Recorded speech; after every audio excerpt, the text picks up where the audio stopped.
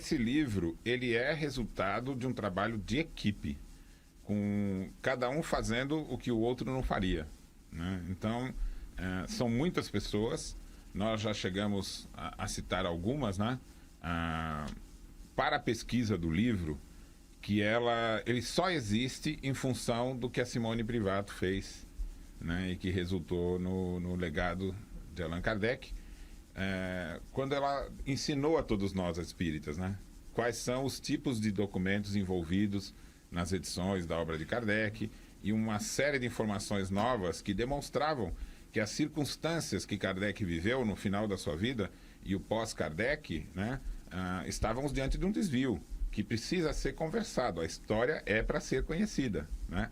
Kardec falou dos manuscritos, ele disse assim: deixo esses manuscritos para que a história seja conhecida pelos fatos, né? E ele até usou uma expressão forte, né? Que a gente demonstre quem foram os fiéis pioneiros do Espiritismo e quem foram os Judas. Essa expressão é dele, né? E a gente teve muita informação direta de Kardec nos manuscritos que ele deixou, né? Mas, então, a Simone Privato colaborou com esta obra, com documentos fundamentais e com a orientação que ela deu ao Lucas para que ele fizesse esse período de pesquisas que ele foi para a França. Depois, mais pessoas estiveram confirmando a documentação, né? A pesquisa do Lucas em Paris foi exaustiva. Nós sabemos agora todas as edições, já sabemos que não houve nenhuma edição registrada da Gênese, né? Antes da morte de Kardec, a não ser a original. E também sabemos que Kardec propôs 3 edições do Céu e Inferno e que a 4ª edição alterada é após a morte. A mesma circunstância da Gênese, né? E mais gente colaborou com a gente. O Lucas, o Júlio, você e várias centenas de espíritas no Brasil e fora dele, em virtude das últimas descobertas, principalmente da Gênese, estamos estudando autonomia moral, né? Já está bem claro para todos, né, o cenário cultural do surgimento do Espiritismo, né, que você tinha o dogmatismo da igreja, tinha o materialismo que estava mais enfraquecido, mas o espiritualismo racional era a grande saída, né, para a França, né? As escolas estudavam o espiritualismo racional. O que significa isso? Entender que a moral não se fundamenta em castigo e recompensa. Isso era o que o dogma dizia e o que o materialismo achava. A moral estava fundamentada na escolha livre e consciente, né? Então era chamada a moral da liberdade. Ou seja, você não é constrangido a agir moralmente. Para agir moralmente, você tem que fazer de própria vontade, espontânea. E isso era ensinado nos colégios como sendo a moral que criaria a regeneração da humanidade. Isso já se falava antes do Espiritismo. E quando Kardec propõe o Espiritismo, ele vai dizer: o Espiritismo é um complemento do espiritualismo racional. Ou seja, os espíritos vão nos dar novas informações a respeito da psicologia, né, dos valores da alma. E na Gênese, quando ela foi restaurada, nós encontramos vários apontamentos que tinham sido retirados, né, que levavam a compreensão melhor da autonomia. Por exemplo, o livre-arbítrio, né? Que o livre-arbítrio, a gente surge, né, nas primeiras vidas humanas sem livre-arbítrio. E ele vai ser uma conquista. Você desenvolve a inteligência, você aprende a fazer escolhas, e é aí que surge o livre-arbítrio. E só então a responsabilidade moral. Então a gente já estava diante de uma moral nova, que era a moral autônoma. E já era o suficiente para a gente estudar. Quando nós recebemos a notícia de que o céu e o inferno também havia sido adulterado, né? Foi então que surgiu essa pesquisa.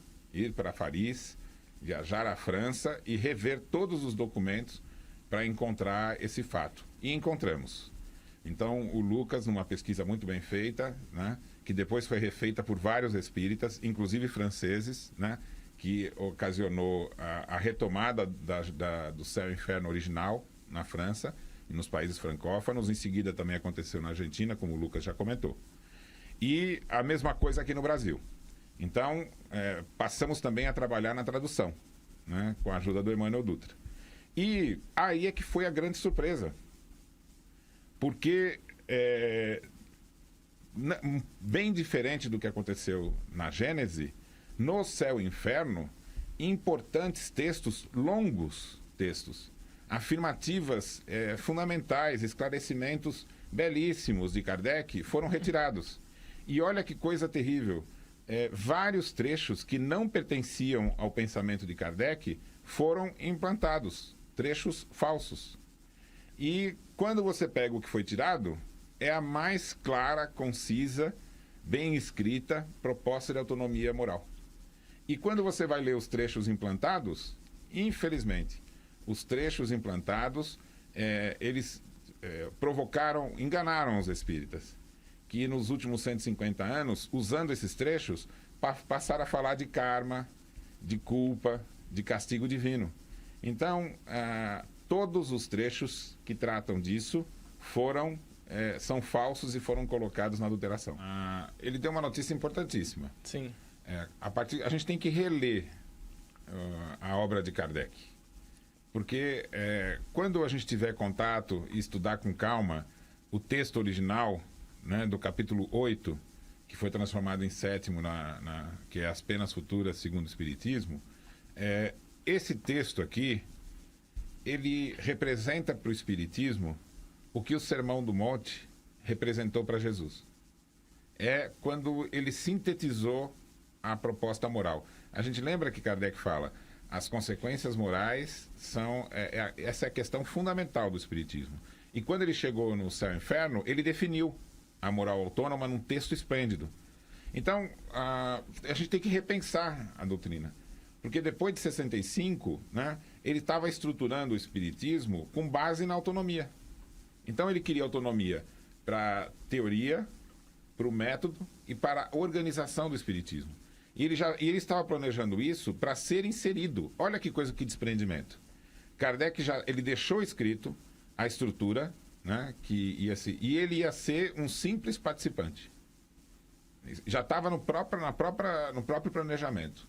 E ele imaginava que ia executar isso exatamente no dia seguinte que ele morreu. Olha só, então se ele não tivesse desencarnado, provavelmente ele teria vivido essa estrutura. Essa foi o que ele planejou. Agora, quando a gente lê a proposta da autonomia, né, talvez eu poderia dizer o seguinte: o meu livro Revolução Espírita, que propõe que o Espiritismo é uma proposta de autonomia, e o próprio livro Autonomia, eles ficam extremamente prejudicados. Porque quem propôs a autonomia foi Kardec. Sim. Então, a gente pode dizer que foram livros escritos por quem desconhecia a verdade. E ficou tateando para entender a autonomia, sendo que agora ela está pronta, está explícita, está dita por Kardec. Né? E, na verdade, eu fico muito feliz por isso. Né? Porque a única meta dos meus estudos era entender Kardec. E se a gente chega num texto de Kardec propondo autonomia, acabou o assunto. Né? Os livros vão servir para entender melhor a proposta da autonomia, o cenário em que isso surgiu. Então, a primeira notícia é essa. Kardec queria que a autonomia fosse a teoria, a organização e o método. E, para isso, ele estabeleceu os princípios. E a gente já sabe exatamente a forma pela qual tudo isso desmoronou no meio espírita. Porque isso seria interessante que se estudasse com mais detalhes no livro. Mas a fundação da Sociedade Anônima foi a criação de uma empresa. A legislação de empresas na França era muito recente. Era de quando a lei, Lucas? 1867. É que eu estou consultando os advogados do livro, né? Então, 67, olha a data. Né? Ou seja, era extremamente recente a estrutura de formação. E quando a gente começou a estudar o contrato, né, da Sociedade Anônima, foi incrível, porque quando a gente pega a lei de 67, em verdade é uma cópia da lei. Não tem nada de espiritismo, não tem proposta nenhuma para movimento espírita. A Sociedade Parisiense, o diálogo com os espíritos, some do contrato. E a Amélie, ela entra no contrato para dar para a Sociedade Anônima tudo que era do Kardec. A revista, os livros, tudo. Alguns sócios entraram com dinheiro e o contrato diz assim: quem entrou com dinheiro é que manda. E vai gerir a propriedade da sociedade como quiser. pode emprestar, pode abonar dívida, pode fazer o que quiser. A gerência, ela é muito resumida assim, a livre escolha deles. E quem fez doação em espécie não participaria de nada. Que no caso foi a Amélie. Que era a Amélie, ou seja, a Amélie entra com todos os bens e ainda tem uma cláusula dizendo, é irreversível, não pode tirar mais, né? E os ganhos dos sócios, porque eles passaram a ser donos da estrutura do espiritismo, era de tal valor que mais do que dobrava o dinheiro que eles entraram no primeiro ano. A conclusão é a seguinte, a sociedade passou a ter donos. Inicialmente eram 3, depois passaram a ser 2, depois um só. O Lemarie era dono do espiritismo, por lei. Você lê meu pensamento, porque eu já ia perguntar, e aí, quem que era dono do espiritismo? Então? O Lemarie se tornou dono. Então, primeiro era o Delian e o gerente da livraria. Veja só, a Sociedade Parisiense foi afastada, não tinha mais nada a ver com a elaboração do espiritismo. A revista passou a ser dos donos da Sociedade Anônima, que era o Bitar, o Delian, e depois saiu o Delian, entrou o Lemarie, saiu o Bitar, ficou só o Lemarie. Claro que o movimento espírita não sabia disso, mas tudo que o Lemarie fez tinha um respaldo no contrato. Agora, é claro, e por que então aceitaram esse contrato? Foi um golpe. Porque aquele texto jamais a Amélie conseguiria entender, porque hoje só especialista vai entender aquele texto daquele contrato. Imagina naquela época uma pessoa que era leiga no assunto. Algumas pessoas estavam com dúvidas com relação à possível existência de depósitos que a gente não conheça. Será que não tem algum depósito que o livro se perdeu? Então, estando lá em loco, foi muito importante porque o Lucas tem a seguinte conclusão definitiva. Não há nenhuma lacuna de números. Todos os depósitos e livros estão preservados sem que não tenha uma página faltando. Então, no livro nós vamos apresentar o Kardec definitivo, ou seja, qual é a edição última de cada uma das obras.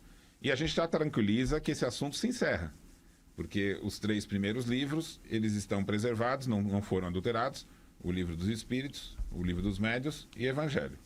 E foram adulterados o Céu e o Inferno, a Gênese. A Gênese no mundo inteiro já voltou para a original, e aqui no Brasil a gente já tem 3 editoras.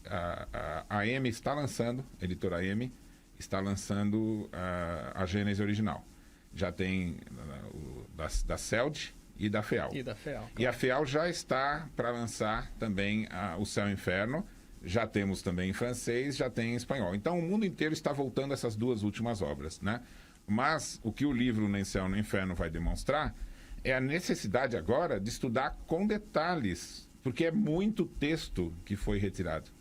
Então, é o que nós temos recebido aí os comentários dos nossos comunicadores e participantes. Agora, cabe ao movimento espírita estudar com afinco isso aqui, porque não é hipótese, não é opinião, né? É um fato que Kardec, em 65, estabeleceu a moral espírita, né? De tal forma que ele ressignificou alguns termos e criou ideias novas, que a gente precisa agora estudar com muita dedicação, que eu acho que é isso que Kardec espera também com relação a esse golpe, é que na instituição da Sociedade Anônima, a Sociedade Parisiense ficou totalmente alijada. Olha, nós não vamos conseguir contar aqui tudo que o livro traz. São muitas informações. E que demonstram que Kardec começou a sofrer a perseguição daqueles que queriam colocar a moral heterônoma, né, os dogmas no Espiritismo, antes dele publicar o Céu e o Inferno. E depois, até a sua morte. Então, eles tiveram tempo suficiente para preparar essa adulteração desde 65. Né? E a outra coisa foi que a Sociedade Parisiense ficou completamente alijada da Sociedade Anônima. Isso por contrato. Então, nós encontramos também as comunicações dos espíritas que eram da Sociedade Parisiense, dizendo assim, vamos colocar em execução os planos de Kardec para criar essa organização coletiva do espiritismo. Eles falam isso no túmulo, né? No enterro de Kardec eles falam isso. Só que assim que essa sociedade anônima é instituída, some do espiritismo, a sociedade, ele passa a não ter nada a ver mais com os livros, com a revista espírita. Não responde mais pelo espiritismo. Não. E Kardec fez toda a revista espírita com base na sociedade. Ele não fez isso sozinho. E na relação com todas as outras. A partir da sociedade anônima, tudo isso é destruído. Toda a rede de comunicação, a elaboração da revista espírita passou a não ter nada a ver mais com mediunidade. Agora, você tirar os espíritos do espiritismo é acabar com o espiritismo. Sim. É até irônico, né? Mas a gente tem que tomar consciência disso. Né? A partir da instituição da sociedade anônima, a mediunidade e os espíritos foram afastados do espiritismo. Vou falar o que me move. Né?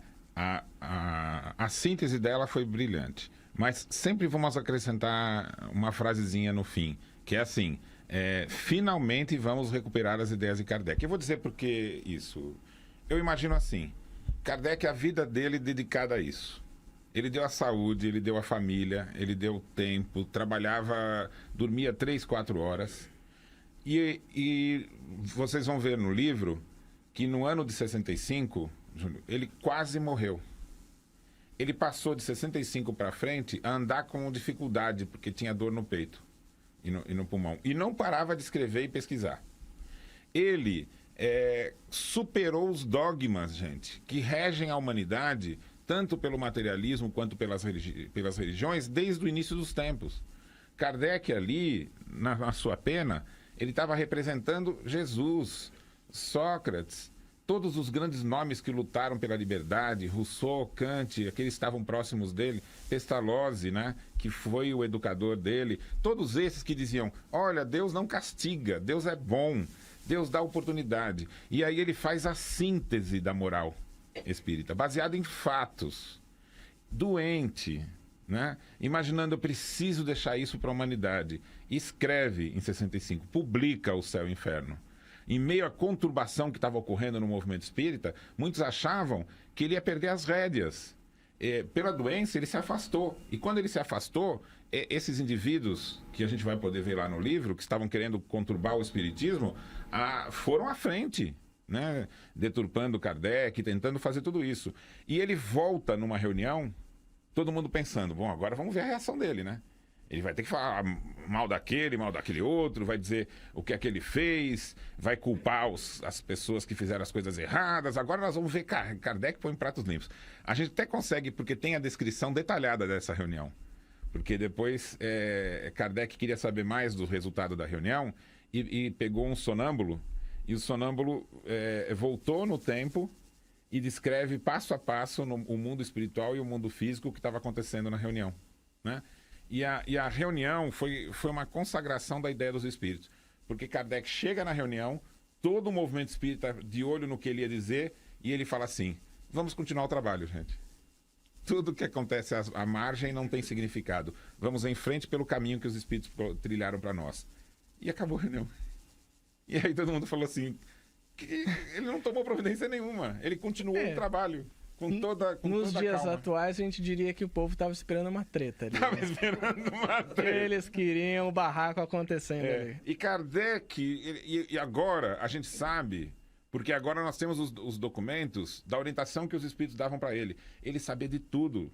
Eles antecipavam: vai acontecer tal problema, tal pessoa está dizendo espiritismo. E ele nunca jogou na cara de ninguém, nunca criou treta, como você diz, sempre ali, usando aquilo para dar continuidade no seu trabalho. Aí ele publica O Céu e o Inferno. Ele morre.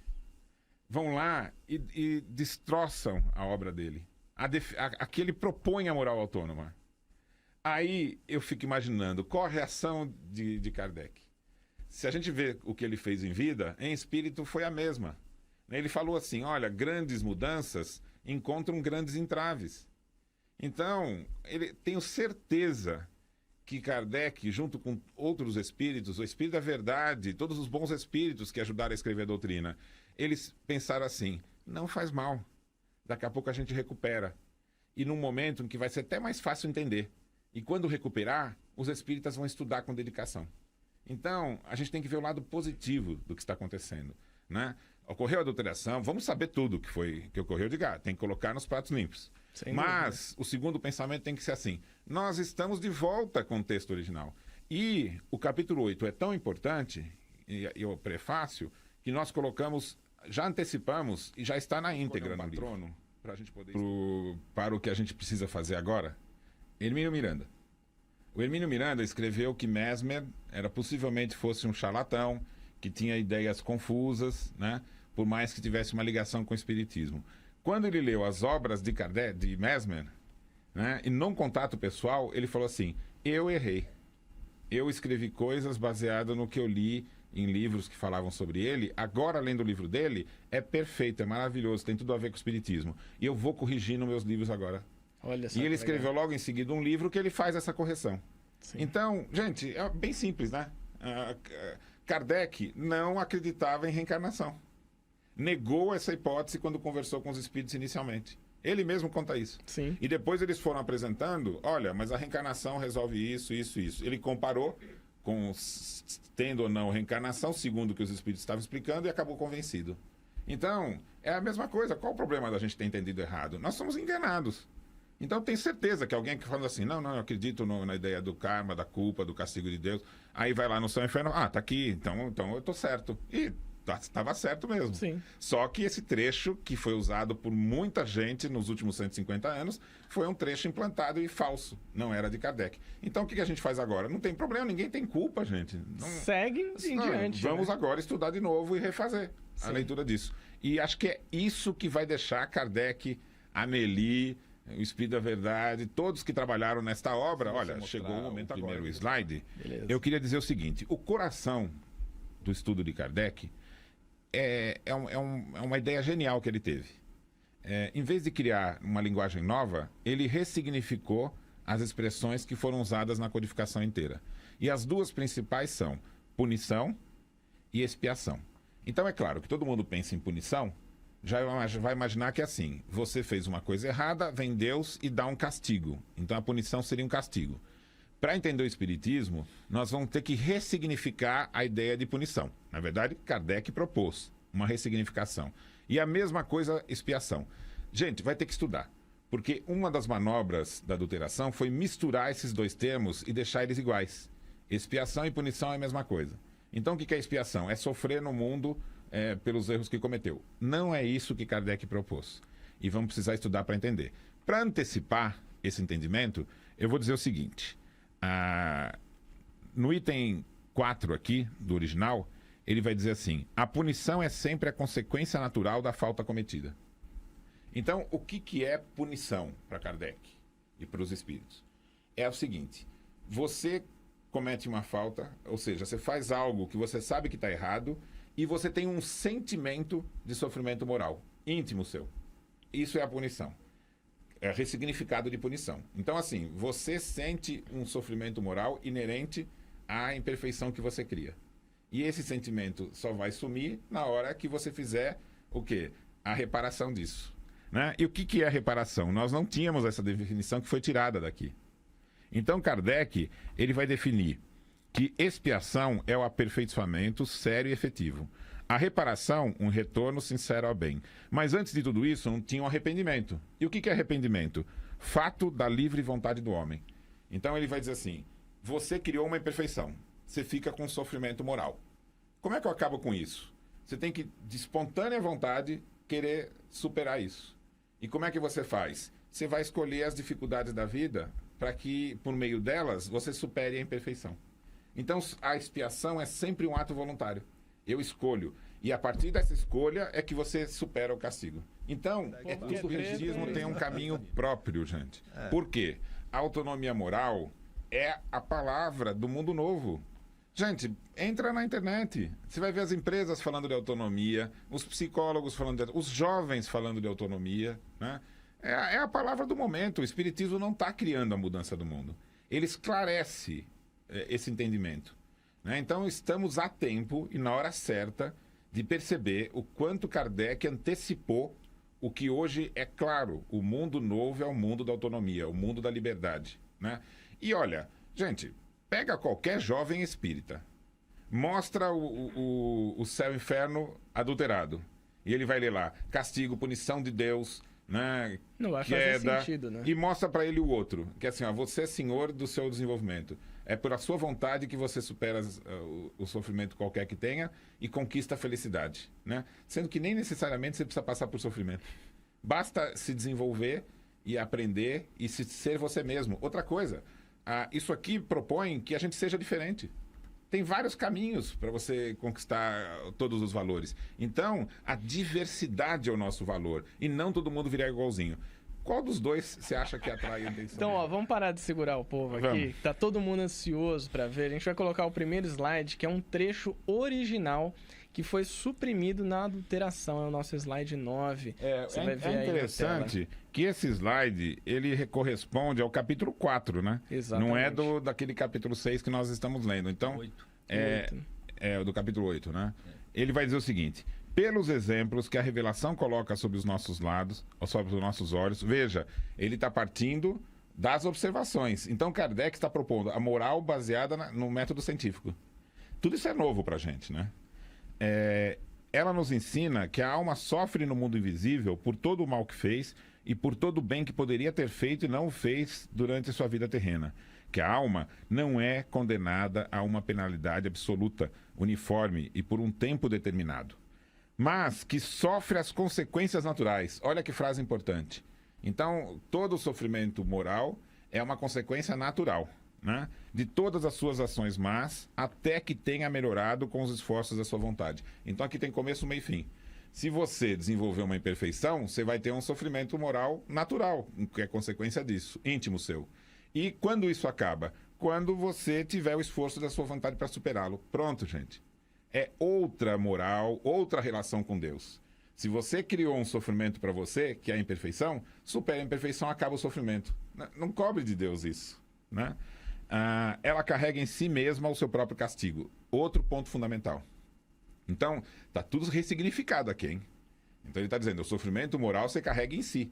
Não tem nada de externo que cause isso. Não dá nem para terceirizar a culpa. Não mais, dá. né? E isso em todo lugar onde se encontre. Por esse motivo, não há necessidade de um lugar circunscrito. O inferno, portanto, está em toda parte onde há almas sofredoras, como o céu está em toda parte onde há almas felizes, o que não impede que umas e outras se agrupem, por analogia de posição, em torno de certos centros. Acabou o céu e o inferno, e aqui a gente explica por que o nome do livro é esse. Nem Por causa céu, desse trecho. nem inferno. Nem céu, nem inferno. Você é o que você construiu dentro de você mesmo. Então, os espíritas que imaginavam que tem um lugar circunscrito, porque tem trechos que induzem a isso, falsos, que você chega no mundo espiritual e o local onde você vai estar é que vai causar o sofrimento. Então tem gente que pensa assim: Sim. eu não quero ir para o umbral, porque senão eu vou sofrer lá. Não. Mesmo que no Livro dos Espíritos tem uma questão que fale sobre isso. Que Isso. não há um Kardec lugar circunscrito. vai ressignificar, né? Agora, nos trechos falsos induzem a isso. Que Jesus, tem um trecho falso que diz assim: Deus provoca o sofrimento das pessoas no mundo espiritual. Então a pessoa lê isso e fala: não, então Tem um inferno. tem um inferno. E isso é falso, foi implantado, né? Então o que Kardec vai dizer? O espírito não sofre impressões do ambiente no mundo espiritual. Se ele é feliz, a felicidade ele carrega dentro dele. E se ele sofre, é dentro dele. Mas tem espírito que fala que está com fome, com frio, que está sofrendo, que está... Porque ele não reconhece a causa verdadeira, que é o sofrimento que ele carrega. É isso que ele vai ter que superar. Então ele fica achando, eu estou sofrendo aqui porque Deus está me castigando. Ele tem aquelas sensações. Isso. Então, um espírito sofredor, não esclarecido, ele vai concluir que está sofrendo por castigo de Deus. E ele vai ter que aprender, gente. O esclarecimento é que faz a pessoa superar. Esse que é aquele pão que Jesus falava que sacia para sempre. É você entender. Se você está no mundo espiritual sofrendo, então você carrega alguma imperfeição que causa o sofrimento. É como se fosse a tua consciência dizendo: muda. Então, agora, o espírito vai viver uma ilusão se ele achar que o sofrimento é de causa exterior. Isso está explicado direitinho até em outros trechos por Kardec. A gente pode até ver o seguinte. Vamos para o seguinte, então. Próximo slide, slide 10, tem mais um trecho, que é o item segundo. Aí, nós estávamos lendo as proposições de Kardec do capítulo 8. Tinha a primeira, que está igual na adulterada, e uma segunda simplesmente arrancaram de lá. Então, o item 2, que a gente nunca leu, é a definição mais completa de autonomia moral. Olha lá, Júlio. Sendo todos os espíritos perfectíveis, ou seja, começa de simples até o espírito que vai tangear a perfeição, em virtude da lei do progresso, trazem em si os elementos da sua felicidade ou da sua infelicidade futura e os meios de adquirir uma e de evitar a outra trabalhando em seu próprio adiantamento. Então, não tem nada que ocorra na sua vida que seja imposto. A gente não vai vivendo e se erra, Deus castiga, e se acerta, Deus recompensa. Não, é tudo íntimo. Você vai trabalhar pelo seu adiantamento e vai ser feliz por isso. E se você desenvolver imperfeições, não tem outra maneira, senão você... O que quer o arrepender-se para Kardec? Uso da vontade. Eu quero mudar. O que é expiação? É a escolha de circunstâncias na vida para conseguir superar. E fazendo isso, eu volto ao bem. É tudo dentro de nós. Não depende de nada de fora. Esse não depende de item outro. é a maior expressão da autonomia moral dentre os 25 que Kardec realmente escreveu, né? E esse foi o retirado de propósito. E você, espírita, emocione-se imaginando em 65, Kardec doente, né? Sem trabalho na Sociedade Parisiense, mas ele dedicado ao livro.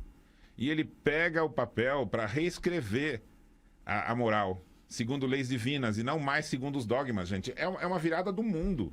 Pela primeira vez, né, segundo o estudo dos espíritos, Kardec escreve algo novo, que não é Deus castigando. Deus castigando está em todas as religiões. E, finalmente, a gente vai entender Jesus, vai entender as ideias de Sócrates, vai entender as ideias que os grandes sábios já sabiam. Que, olha, Deus é bom. Por quê? Ele deu a liberdade para que a gente construa a nossa própria felicidade. E se a gente construir o sofrimento, não tem outro caminho, você vai superar. Você só vai dizer quando, né? Muito bem. E eu acho que tem um ponto que você estava falando aqui, Paulo, que eu lembrei do livro Autonomia, que tem uma parte ali do livro que fala sobre os desvios do espiritismo, né? Aquilo que aconteceu na França, como a gente já tem tratado bastante aqui, mas também no Brasil, de certa forma, porque a gente traz toda essa bagagem, essa herança para cá também. E que momento que a gente vive de realmente, e agora, tendo contato pela primeira vez com esses trechos, a gente percebe a responsabilidade que todo movimento espírita, todo espírita que está acompanhando agora tem de... Vamos estudar, vamos ler com calma, conhecer a história, o inferno original, começar a levar isso para o mundo. Isso. Porque é uma verdade para o mundo, né? Olha, o que é, então, a castigo? Vamos lá no próximo slide. Isso, vamos para o slide 11. O slide 11, ele vai dizer: a punição é sempre a consequência natural da falta cometida. O espírito sofre pelo próprio mal que fez, de maneira que, estando sua atenção concentrada incessantemente sobre as consequências desse mal, compreende melhor os inconvenientes e é motivado a corrigir-se. Então, esse item aqui, a primeira frase foi tirada, que é justamente a mais importante definição de Kardec, talvez do livro, que ele vai ressignificar a punição. Sim. Então, punição, segundo o dogma, é um castigo de Deus diante da falta cometida. Não é isso que você aprendeu durante milhares de anos? A vida inteira. O que é que Kardec reescreve? A punição é uma consequência natural da falta cometida. Ou seja, um sofrimento moral que o espírito vai ter até ele superar esse hábito que ele criou. Então, ele até Kardec... Agora a gente entende o complemento da frase que tinha sido retirada. Ou seja, o espírito, o indivíduo morre com uma imperfeição. Ele não consegue pensar em outra coisa senão a imperfeição que ele tem. Ou seja, amplia muito o sofrimento dele quando ele está no mundo espiritual. E aí Kardec vai dizer, justamente por ele ficar com esse pensamento só fixado nisso, é que ele vai ter condição de compreender os inconvenientes disso e vai ser motivado a superar aquela imperfeição. Então não tem espírito que, convivendo com esse sofrimento, que não repense e reconstrua o caminho. Agora, você pensa, por que Deus fez assim? Ele fez para conceder a liberdade, Lucas. Se ele fizesse que todo mundo fizesse só o certo, não teria liberdade. Então, quando ele deixa o espírito escolher e a gente vai lidar com felicidade ou com sofrimento, tem até um trecho fantástico que ele diz assim: até o espírito inferior, mal, quando faz qualquer ato do bem, sente felicidade. Então, isso é fantástico, né? Sim. Porque a gente... as religiões colocaram assim, é o mal ou o bem, né? E aí isso está tudo sendo modificado, né? Por isso que a gente tem que é motivado, por exemplo, nos trabalhos mediúnicos, a buscar no espírito que está se apresentando como espírito mau, qualquer valorzinho que ele sinta felicidade, ele vai sentir. E vira referência para ele superar. Isso na própria vida, gente. Se você encontra uma pessoa num grande sofrimento, busque um impulso de motivação nela. Né? Aquele impulso vai ser o ganchozinho que ela vai agarrar para sair daquilo. Né? Pense assim, vamos dizer que você passou por uma terrível depressão e você superou. Você encontra uma outra pessoa com depressão, só você falar assim, eu senti exatamente o que você está sentindo e sair, já é esse impulso. Sim. Que a pessoa fala, poxa, eu vou sair disso. Então, o verdadeiro céu e inferno nos dá maneiras da gente entender a verdadeira moral e descobrir que nós somos senhores dos nossos destinos. Né? E é dessa maneira que a gente vai reconstruir. Vou mostrar na tela, então, o nosso slide 12, Paulo, que é o que tem o item 9 da 4ª edição, que é adulterada e que não tinha na versão original. Olha, tudo que estávamos falando até agora fica invertido nesse item aqui. Então, é claro que aqueles trechos que nós falamos, que a falta traz o sofrimento moral, né, como uma consequência natural, isso é o que Kardec fala. Aí veio o adulterador, tirou o que Kardec falou, para confundir a cabeça do indivíduo mesmo, né? Os espíritas estão convivendo com esses trechos falsos há 150 anos. Sim. Né? Então, olha só, isso aqui não foi escrito por Kardec, é falso. Toda falta cometida, todo mal realizado é uma dívida contraída que deverá ser paga. Se não for uma existência, será na seguinte. Porque todas as existências são solidárias entre si. Aquele que não se quita numa existência não terá necessidade de pagar uma segunda vez. Né? Então, todas as palavras aqui. Falta cometida, mal realizado, dívida contraída, paga, né? Se não for uma existência na outra... Né? Solidárias entre si, isso aqui é linguagem de advogado, né? Quitação. A quitação de dívida. É coisa né? de advogado. Além de código penal também. Tudo coisa de advogado, Justiça. Né? Nós não estamos insinuando nada contra advogados aqui, claramente, né? Não. É só a linguagem dele. É que, só na verdade, uma triste coincidência. É que o advogado lida com o quê? Com a justiça dos homens. Então isso aqui são termos da justiça dos homens, né? Agora, é claro que uma pessoa que foi educada com as ideias de karma, com as ideias de pecado, com as ideias de castigo divino, né? E lê esse trecho, ele nunca vai pensar em algo diferente. Ele fala, então Kardec está falando o que eu já acredito também, entendeu? E isso justificou palestras, cursos, livros, colocando karma, culpa, castigo. E a pessoa, a gente assim, de novo... Os espíritas são vítimas. Até mesmo quem usou esse trecho é vítima. Então agora tem que ter lucidez. Não é isso que o espiritismo... Até diria o seguinte, o indivíduo pode até não concordar com Kardec e achar que não é aquilo, mas ele tem que ser sincero e dizer assim, eu acredito diferente de Kardec. E não dizer que isso aqui é Kardec, porque a gente agora descobre que é falso. Essa é a revisão que nós vamos fazer. Sim. Não há justificativa para se dizer isso no meio espírita. Vamos mostrar mais um trecho? Mais um trecho falso. Tem um monte, hein, item gente? 10º. A gente vai mostrar mais 2. Todos os outros você vai ter acesso aqui no livro também. Nosso slide 13. Então, o item 10 da edição adulterada... Então, se você pegar na tua casa aí, esse item tá lá.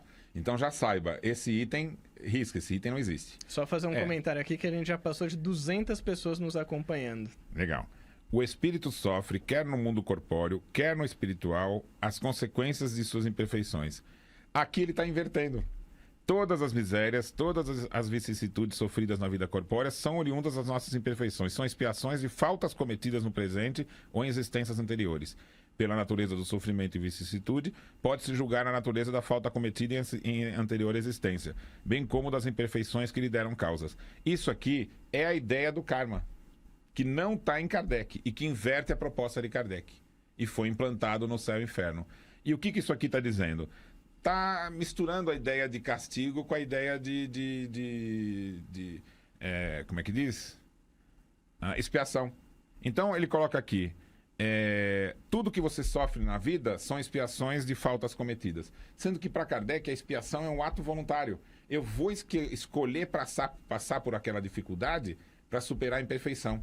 Então Kardec não tem nada a ver com esse trecho. Esse trecho aqui é manter os dogmas. Lembrando que no começo do texto, Kardec fala, vamos abandonar os dogmas, que são sistemas criados pelos homens, e vamos adotar agora o entendimento das leis divinas. Então, trecho 10, falso. Mais um falso. Tem um outro aqui, o último trecho que a gente vai mostrar, que é o 17º. Também trecho falso inteiramente. O arrependimento pode dar-se por toda parte em qualquer momento. Se for tardio, o culpado sofrerá por muito mais tempo. A expiação consiste nos sofrimentos físicos e morais. Pronto, inverteu Kardec. A expiação para Kardec, eu vou voltar a falar, porque é coisa nova, né? Que a gente ainda não está acostumado, né? Então, Kardec vai definir. O que é expiação? O aperfeiçoamento sério e efetivo. Depois do arrependimento. O que é o arrependimento? Fato de livre escolha do homem. E o retorno sincero ao bem, que é a reparação. Então, o que é expiação para Kardec? Primeiro, você tem que se arrepender. O que é arrepender? Eu quero mudar, porque eu sei que esse sofrimento fui eu que criei, né? Aí eu escolho as provas da vida para superar. Então, as vicissitudes, as dificuldades que a gente enfrenta na vida não são castigos. São oportunidades da gente superar as imperfeições que nós mesmos criamos. Ou um espírito simples pode vivenciar as dificuldades da vida. Qual a finalidade? Desenvolver a inteligência, desenvolver o domínio da vontade. Um bom espírito pode enfrentar as dificuldades da vida. Por quê? Para servir de exemplo. Para mostrar para a gente como a gente consegue conviver com isso. E só agora dá para entender no Livro dos Espíritos, quando eles dizem assim: saibam que os bons espíritos enfrentam as dificuldades da vida felizes. Por quê? A felicidade está dentro dele. É um sentimento que ele carrega. E olha que notícia que Kardec está dando para a gente. Na medida em que você conquista a felicidade, que é independente das circunstâncias, né? Não tem nada ligado ao mundo, é um sentimento que você conquista, você nunca mais perde. É uma luz que você carrega e deixa você bem consigo mesmo e progressivo para sempre. Essa é a ideia que vai colocar aqui. Então, esse trecho, a expiação consiste nos sofrimentos físicos e morais, que são as consequências da falta cometida, seja na vida atual, seja na vida espiritual após a morte, ou ainda em nova existência corpórea, até que os últimos vestígios da face tenham desaparecido. Ou seja, quitou a dívida completa, né? Tá liberado. Isso, e aí cria essa coisa falsa, que assim, se eu reencarnar e ficar sofrendo aqui, que é o que os espíritas tinham esse ensinamento equivocado. Quanto melhor... Eu ouvi isso no Centro Espírita quando era criança. Sim. Tem um hábito no Centro Espírita de você ir lá e fazer uma consulta, né? E as pessoas não sabem que a criança, não vê a criança no local, né? E eu ficava ouvindo tudo, né? E as coisas que eu ouvia eram assim: olha, você tem que aguentar o teu marido. Porque você deve ter feito coisa errada no passado e agora você veio com ele para pagar o erro que cometeu. E aí vinha o grande finale, que era assim: se você não aguentar, você vai ter que vir de novo com ele. É melhor pagar logo. Então já paga logo. Já tá aqui mesmo. Eu conversei num centro espírita com um senhor que era cego. E eu perguntei para ele assim: por que o senhor acha que o senhor é cego? E ele falou assim: olha, eu já aprendi no centro espírita, já me contaram, e eu já sei que eu fiz mal para as outras pessoas, posso ter cegado outras pessoas na outra vida, aí eu tô cego nessa, eu vou morrer, e em espírito eu vou continuar cego, até que eu pague tudo. Ou seja, o que Kardec fala? Que quem que nasce cego? Olha o estigma. Se você aceitar esse trecho falso, todo mundo que vai encontrar alguém na rua que tem uma deficiência física, um jovem com paralisia, alguém que não tem uma perna, não tem um braço, é cego. Você tem coragem de falar assim: olha, você está assim porque você errou muito no passado? Você tem coragem de falar isso para a pessoa? Né? Agora, o que é que o Espiritismo explica? Todos nós passamos por essas circunstâncias fisiológicas, coisas do mundo, para aprender. Então, quem perde um braço, pode ser um espírito simples, que está aprendendo a lidar com a vontade. Pode ser um espírito que escolheu aquilo para superar uma imperfeição. Pode ser um espírito bom, que está querendo dar o exemplo de viver naquelas circunstâncias. E eu acho que vocês conhecem, porque eu conheço. Eu conheço muita gente que enfrenta paralisia, perdeu o braço, é cego e é extremamente otimista. Bom, a gente tem vários casos aqui nas casas André Luiz. Também, né? Também é um lugar que tem várias pessoas que são felizes, estão numa situação que pra gente parece um castigo, mas que pra ela tá feliz. Nós vamos ter que aprender, espíritas, a diferença entre prazer, alegria e felicidade. Prazer é uma resposta fisiológica a necessidades do corpo de sobrevivência, né? A alegria é uma resposta emocional, também de origem fisiológica, a circunstâncias, atos felizes. Essas duas coisas são do mundo. Alegria e prazer. Agora não. Aqui o Espiritismo está explicando para a gente. Felicidade é conquista do espírito. Espírito simples e ignorante não é feliz. Ainda não é feliz. Porque ele vai ter que conquistar. Um espírito mau, Lucas, se ele faz um ato bom, ele sente felicidade. Aí a gente consegue entender as descrições dos espíritos que demonstram espíritos sofredores, maus no mundo espiritual, e que um ato desconcerta ele. Por exemplo, ele vê a mãe, lembra de bons atos que viveu com a mãe, a felicidade toma ele. Então a gente começa a entender. O espírito, por mais mal que seja, ele tem lampejos de felicidade dentro dele. De tal forma que a gente começa a entender as palavras de Jesus. Jesus não falou, sigam a luz. Jesus não falou, eu sou a luz que vai iluminá-los. Não falou nada disso. O que ele falou? Ele falou que brilhe a vossa luz. Então essa explicação é fantástica, porque nós somos espíritos que, quando você conquista a felicidade e você evolui para o desenvolvimento moral, você, no mundo espiritual, não depende de luz externa para perceber o mundo e o universo. A luz é de dentro de você. Então, é uma inversão do entendimento. Não vamos querer materializar o mundo espiritual segundo as leis do mundo. O mundo espiritual tem leis próprias. E a lei fundamental é: você é feliz quando você conquista a felicidade. E você jamais a perde. Então, o espírito bom, o seu anjo da guarda, ele não vai querer que você saia de uma situação que você acha difícil. Se ele sabe que aquilo pode ser um instrumento para você conquistar a felicidade. O universo funciona assim. Os espíritos bons são felizes. E eles aguardam o tempo que for necessário para que cada um de nós conquiste esse sentimento que vai acompanhar para a gente para sempre.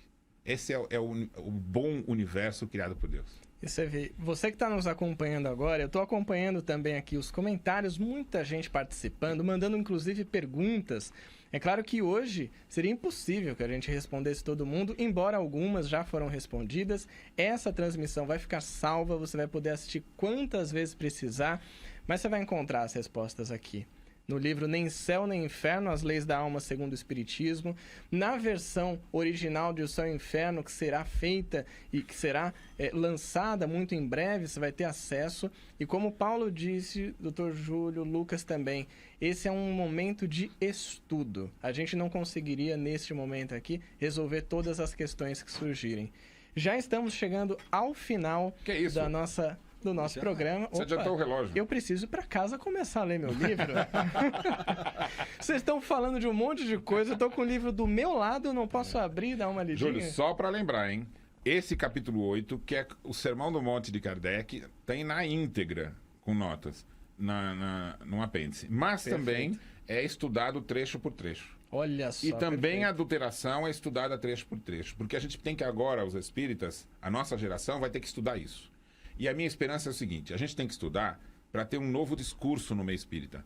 Para que as próximas gerações não precisem passar pelo que nós vamos passar. Eles simplesmente vão pegar o Céu e o Inferno original, vão receber as instruções da ideia da moral autônoma e o Espiritismo vai fazer valer a sua proposta. Exatamente Então, isso. agora nós estamos na fase de transição. Então, Júlio, você reencarnou para a gente superar o texto antigo e conhecer o novo. Vai ter trabalho pela frente, hein? E você é jovem para poder ficar mais algumas décadas. Sim, você vai ficar ainda. No programa Livre Pensamento a gente vai falar muito sobre esse livro. Vamos Paulo Henrique de Figueiredo, muito obrigado. Eu queria fazer um agradecimento aqui muito importante e especial. Fique à vontade. Eu sou comunicador da FEAL e fui simplesmente comunicador durante muitos anos. Né? A gente só se encontrava nos corredores, né? Sim. E a gente estudando aqui, autonomia, tudo. Quando a gente trouxe a ideia da Simone Privato, de que a Gênese tinha sido adulterada, e ela lá sozinha, né? Nessa luta, mas a gente começa a lembrar que o mundo teve grandes mulheres, né? Em vários grandes momentos, né? Imagina a Mélie sozinha, né? Kardec que fez tudo, desencarna e ela fica... Como eu dou continuidade com tudo isso, né? A gente imagina Joana d'Arc lá na França, né? A França perdida e uma camponesa... eu vou fazer o que eu posso aqui para resolver. É interessante como no mundo, né? Rosa Parker, né? Nos Estados Unidos, ela está sentada... Levanta, o branco chega, levanta, porque a lei diz que você só tem que levantar. Vou levantar.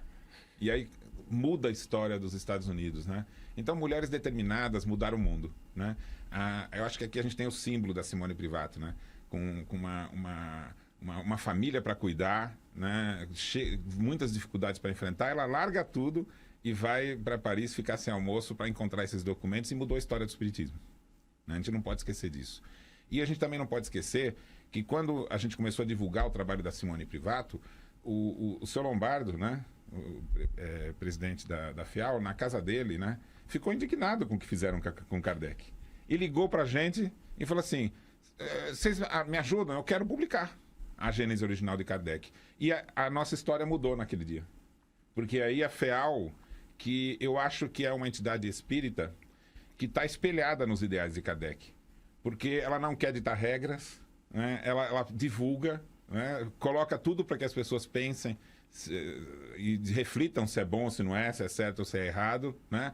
E essa simplicidade do seu Lombardo pedindo isso foi um marco que levou ao surgimento do livro Autonomia, o seu Onofre resgatando, né, oferecendo ajuda para resgatar os documentos, né, o neto do Canuto Abreu, o Lian, né, depois o filho adotivo do Chico, que ofereceu os documentos do Eurípides. Então, as coisas foram se somando e nós estamos... É quase que uma luz que se fez no meio espírita. Agora a FEAL também trazendo o céu e o inferno e cumprindo o seu papel. Não foi por acaso que tudo isso ocorreu nessa casa, né? Ela mereceu participar dessa história e eu acho que isso também a gente tem que dizer. A equipe que está na técnica, sabe? O pessoal da editora, os rapazes que criaram a capa, a Karen cuidando de tudo nos bastidores, a Érica, eu ficaria aqui falando um monte de nomes, né? O Cláudio ajudando, né? Sim. Cada um no seu papel, né? A diretoria da FEAL apoiando, né? E a gente não pode esquecer que só no CEDOR a FEAL investiu mais de 600 mil reais. Não foi pouca coisa, né? Eu acho que o espiritismo merece isso e muito mais. E Kardec, então, o Júlio, quando ele chega no mundo espiritual e ele recebe a informação de que foi adulterada a obra dele, eu acho que isso não era novidade para os espíritos. Porque as grandes coisas sofrem grandes reveses. E eu acho que agora é o momento certo. E eu vou provar para você, né? Quem são as pessoas que estão nos ouvindo nesse momento? São pessoas nos Estados Unidos, na Inglaterra, Portugal. Ou seja, é tudo que Kardec queria. Que a boa notícia, quando chega, né, ela não pode ser desmentida. E ela chega a todos os lugares ao mesmo tempo. O espiritismo não é isso? Universalidade? A informação chegando. Então nós estamos na hora certa, né? Porque a gente conseguiu dar essa notícia para o mundo espírita ao mesmo tempo, né? E eu fico muito feliz por isso. E nós com certeza ficamos muito felizes. Então, em nome da Fundação Espírita André Luiz, nós te agradecemos. Você que nos acompanhou, mais de 200 pessoas, tivemos mais de 300 compartilhamentos, muitos comentários. Vamos continuar nessa empreitada de levar a verdadeira proposta do Espiritismo para o mundo inteiro. Um grande abraço e até mais.